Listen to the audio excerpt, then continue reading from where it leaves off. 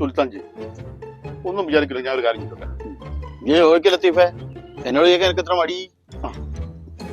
അങ്ങനെയാണെങ്കിലേ ഒരു 3000 റുപ്യന്റെ ആവശ്യം ഉണ്ടായിരുന്നു.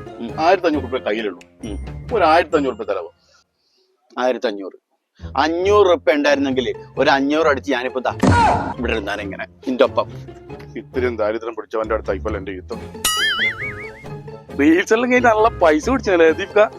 എന്ത് റീൽസടാ, 1500 റുപ്യ ഇല്ലായിട്ട് മനുഷ്യരുടെ തിരിഞ്ഞു കളിക്കാം. ഇതന്നെടാ ഞാൻ ആലോചിക്കുന്നത്. ഈ നോട്ടടിക്കുന്നവർക്ക് ഇങ്ങനെ അറഞ്ചം പുറഞ്ഞ നോട്ടം കടിച്ച് കൊടുത്തൂടെ? ഇങ്ങാണെങ്കിൽ നിനക്കും തരാ, ഓനും തരാ, എനക്കാണെങ്കിൽ 500 അടിക്കുകയും ചെയ്യാണ്ടേ.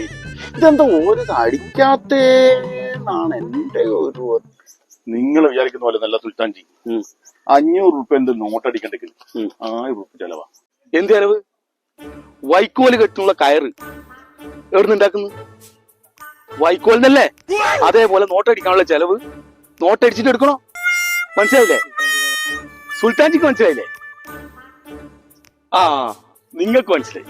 പക്ഷെ ആ നോട്ടടിക്കുന്നവനിക്ക് മനസ്സിലായിട്ടില്ല. അവനെ പറഞ്ഞ കാര്യം മനസ്സിലാക്കണം. എന്നിട്ട് വേണം നാട്ടിലെ ദാരിദ്ര്യമൊക്കെ ഒന്ന് തുടച്ചു നീക്കാൻ. നോട്ടടിക്കുന്ന എവിടുന്ന് കിട്ടുക?